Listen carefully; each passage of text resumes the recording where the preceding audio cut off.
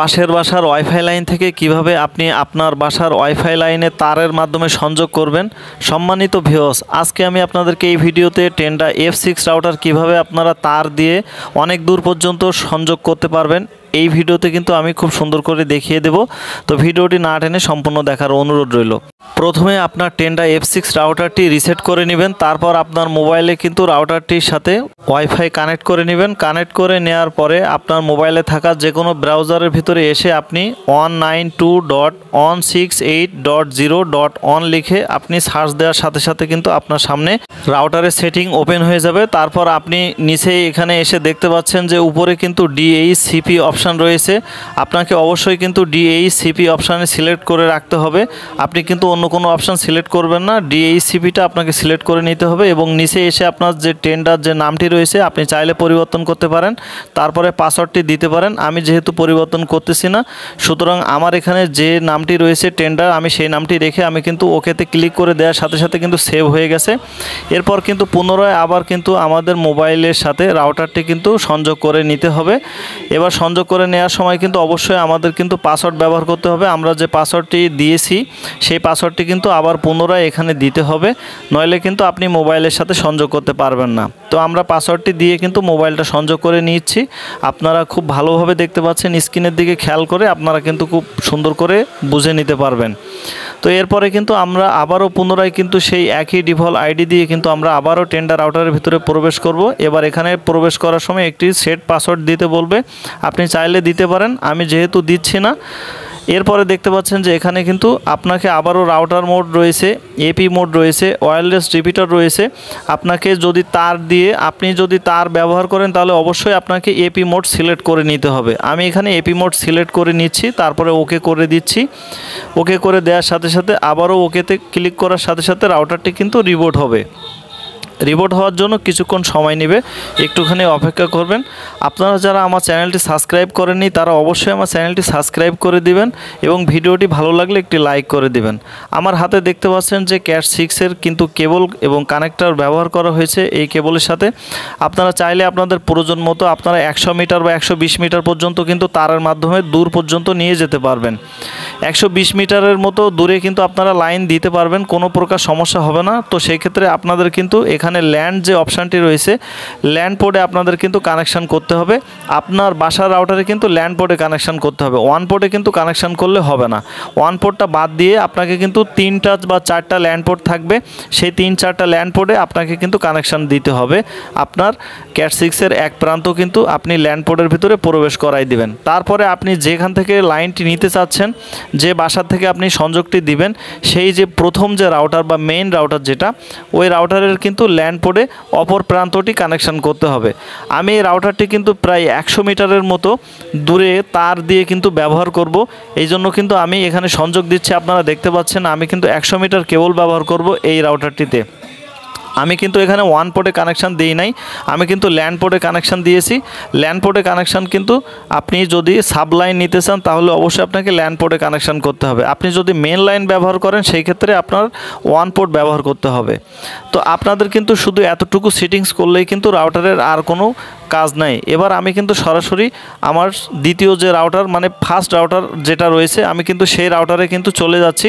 এই রাউটারে আসার পরে আপনারা দেখতে পাচ্ছেন আমি এই রাউটারের যে ল্যান্ড পোর্ট ফাঁকা রয়েছে, মানে অর্থাৎ আপনি যদি পাশের বাসার থেকে লাইন নেন তাহলে সেই বাসায় আপনি যে রাউটারটি রয়েছে ওই রাউটারের যে ল্যান্ড পোর্ট খালি যে ল্যান্ড পোর্টগুলো রয়েছে আপনি তারের অপর যে প্রান্তটি রয়েছে ক্যাট 6-এর এই যে অপর প্রান্তটি আপনি কিন্তু এই ল্যান্ড পোর্টে আপনি সংযোগ করে দিবেন। ল্যান্ড পোর্টে সংযোগ করে দেওয়ার সাথে সাথে কিন্তু আপনার রাউটারে সংযোগ চলে যাবে এবং আপনার রাউটারে কিন্তু ইন্টারনেট সংযোগ চালু হয়ে যাবে। তো দেখতে পাচ্ছেন আমি কিন্তু এখানে পরীক্ষামূলকভাবে আপনাদেরকে দেখাচ্ছি, আমি কিন্তু ল্যান্ড পোর্টে কানেকশান করে দিয়েছি আমার যে প্রথম রাউটার। অর্থাৎ আপনি যদি পাশের বাসা থেকে লাইন নেন সেই রাউটারের ভিতরে এখানে ল্যান্ড পোর্টে কানেকশান দিয়ে দেবেন।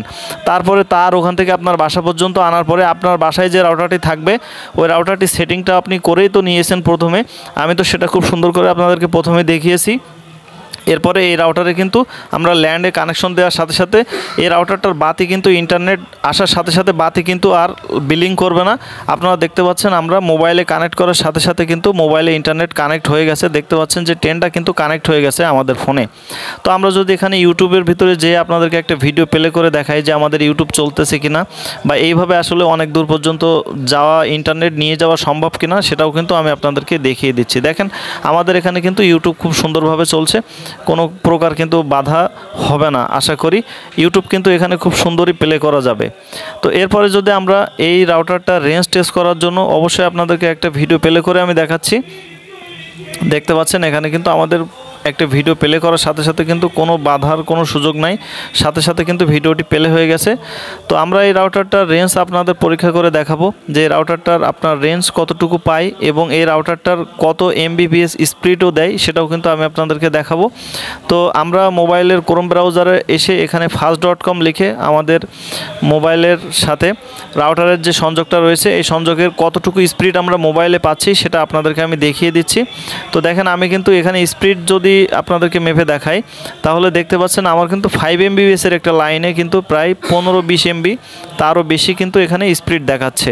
আপনারা স্ক্রিনে দেখতে পাচ্ছেন অনেক বেশি কিন্তু স্পিড এখানে পাওয়া যাচ্ছে। তো আপনারা যদি এভাবে সাইড লাইন নিয়ে ব্যবহার করেন অথবা সাব লাইন ব্যবহার করেন তাহলে কিন্তু কোনো প্রকার স্পিডে ঘাটতি হবে না। আপনার প্রথম রাউটারেও যে স্পিড থাকবে দ্বিতীয় রাউটারে একই পরিমাণ স্পিড থাকবে। আপনার কোনো রাউটারের উপরে কোনো প্রকার প্রভাব পড়বে না, কোনো আইএসপি আপনাকে ব্লক করবে না, কোনো সমস্যা হবে না। এভাবে কিন্তু আপনারা অনায়াসে ব্যবহার করতে পারবেন। তবে অবশ্যই আপনাকে ডিএইচসিপি মোড কিন্তু অন রাখতে হবে।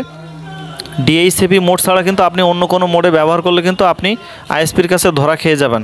তো এবার দেখতে পাচ্ছেন যে টেন্ডা F6 এর যে রাউটারটি এখানে রয়েছে এই রাউটারের ভিতরে সেকেন্ড যে রাউটারটা, আপনি যদি সেকেন্ড রাউটার যদি কন্ট্রোল করতে চান আপনার মোবাইল দিয়ে তাহলে কিন্তু আপনি খুব সুন্দরভাবে কন্ট্রোল করতে পারবেন। তো দেখেন আমরা কিন্তু টেন্ডার যে ডিফল্ট আইডি রয়েছে 192.168.0.1 এই ডিফল্ট আইডি দিয়ে প্রবেশ করলে কিন্তু আমাদের প্রথম রাউটারের পাসওয়ার্ড শো করতেছে। তো আমরা কিন্তু এভাবে ঢুকবো না, আমরা এখানে টেন্ডা ছোটো হাতে লিখবো tendawifi.com লিখে কিন্তু আমরা সার্চ দেওয়ার সাথে সাথে কিন্তু আমাদের দ্বিতীয় রাউটারের ডিফল্ট আইডি চলে আসবে। আপনারা জানেন যে আমরা কিন্তু দ্বিতীয় রাউটারটা সেটিং করেছিলাম তখন কিন্তু আমরা কোনো অ্যাডমিন পাসওয়ার্ড এখানে দেই নাই, এই জন্য কিন্তু আমাদের কোনো অ্যাডমিন পাসওয়ার্ড এখানে আসবে না, আমাদের কিন্তু সরাসরি রাউটারের ভিতরে প্রবেশ করিয়েছে। এবার দেখতে পাচ্ছেন যে এখান থেকে কিন্তু আপনি চাইলে আপনার রাউটারের সব ইউজার কন্ট্রোল করতে পারবেন। আমাদের একটু সমস্যার কারণে আমরা পুনরায় কিন্তু কানেক্ট করে নিচ্ছি, আমাদের মোবাইল থেকে সংযোগটি ডিসকানেক্ট হয়ে গেছে, এই কারণে আমরা কিন্তু পুনরায় আবার সংযোগ করে নিচ্ছি। আপনারা একটু সময় নিয়ে ভিডিওটি দেখবেন, না টেনে ভিডিওটি সম্পূর্ণ দেখার অনুরোধ রইল, কারণ ভিডিওটি একটু লং হলেও কিন্তু আপনার বুঝতে খুব সুবিধা হবে, এই জন্য কিন্তু আমি ভিডিওটা কোনো স্কিপ না করেই আপনাদের সামনে উপস্থাপন করেছি। তো আমরা কিন্তু রাউটারটি পুনরায় আবার কানেক্ট করে নিয়েছি। এরপরে কিন্তু আপনারা যে ডিফল্ট আইডি আমি বললাম যে tendawifi.com এটা লেখার সাথে সাথে কিন্তু আপনি রাউটারের ভিতরে প্রবেশ করতে পারবেন, অর্থাৎ আপনি যে কোনো টেন্ডা কোম্পানির দ্বিতীয় রাউটারে কিন্তু আপনি এই অ্যাড্রেস ব্যবহার করে কিন্তু আপনি রাউটারে প্রবেশ করতে পারবেন। তো সম্মানিত ভিউয়ার্স, আমি কিন্তু আপনাদের সামনে সবসময় সঠিক এবং সত্য ভিডিও উপস্থাপন করি। আমার ভিডিওতে আপনাদের যদি বুঝতে কোথাও সমস্যা হয় তাহলে আপনারা অবশ্যই আমার সাথে যোগাযোগ করতে পারবেন। আমার সাথে যোগাযোগ করার জন্য আমার ইউটিউবের ডেসক্রিপশন বক্সে ফেসবুকের লিঙ্ক দেওয়া থাকবে, আপনারা ফেসবুকের লিঙ্কে এসে পেজটাকে ফলো করে দিবেন এবং আমাকে পেজ থেকে নক দিবেন, দেওয়ার সাথে সাথে আমি কিন্তু আপনাদের সকল প্রশ্নের অ্যান্সার দিতে পারবো। এবং আপনাদের যদি কোনো প্রকার কোনো সমস্যা হয়ে থাকে আমাকে বলতে পারেন, যে কোনো রাউটারের বিষয় নিয়ে আপনারা আমাকে প্রশ্ন করতে পারেন, আমি আপনাদের যথার্থ অ্যান্সার দেওয়ার চেষ্টা করব। সম্মানিত ভিউয়ার্স, আপনারা দেখতে পাচ্ছেন tendawifi.com, আমাদের এখানে স্ক্রিনে আমরা এখানে লিখে আমরা কিন্তু সার্চ করার সাথে সাথে কিন্তু আমাদের সেকেন্ড যে রাউটারের কিন্তু দেখেন অ্যাডমিন পাসওয়ার্ড আমরা সেট করি নেই, আপনারা তো জানেন, সেই অ্যাডমিন পাসওয়ার্ডে কিন্তু প্রবেশ করিয়েছে, তো আমরা আবারও ক্যান্সেল করে দিলাম। এবার দেখেন আপনার রাউটারে কয়জন ইউজ করতেছে, কয়জন ইউজার, সব কিছুই কিন্তু আপনি এখান থেকে খুব সুন্দর করে কন্ট্রোল করতে পারবেন। তো এভাবে কিন্তু আপনি আপনার পাশের বাসা থেকে একটি ওয়াইফাই সংযোগ নিয়ে কিন্তু আপনি অনেক টাকা সেভ করতে পারবেন এবং এই রাউটার থেকে কিন্তু আপনি 8 থেকে 10টি মোবাইল কিন্তু খুব সুন্দরভাবে চালাতে পারবেন, কোনো প্রকার সমস্যা হবে না। এবং আপনার প্রথম রাউটারে যে পরিমাণ স্পিড থাকবে দ্বিতীয় রাউটারে সেই একই পরিমাণ স্পিড থাকবে এবং কোনো প্রকার কোনো রাউটারে কোনো প্রভাব পড়বে না। এভাবে কিন্তু অ্যাভেলেবেল করে সব জায়গায় লাইন ব্যবহার করতেছে অনেকে। এখনও পর্যন্ত কোনো প্রকার কোনো সমস্যা এখনও কারোর হয় নাই। তো আপনারা নিশ্চিন্তে এভাবে কিন্তু ব্যবহার করতে পারেন। তো বাংলাদেশের একটা জনপ্রিয় রাউটার কিন্তু টেন্ডা F6 অথবা F3। আপনারা এই ধরনের রাউটার দিয়ে কিন্তু খুব সহজেই কিন্তু তারের মাধ্যমে অনেক দূর পর্যন্ত লাইন নিতে পারবেন।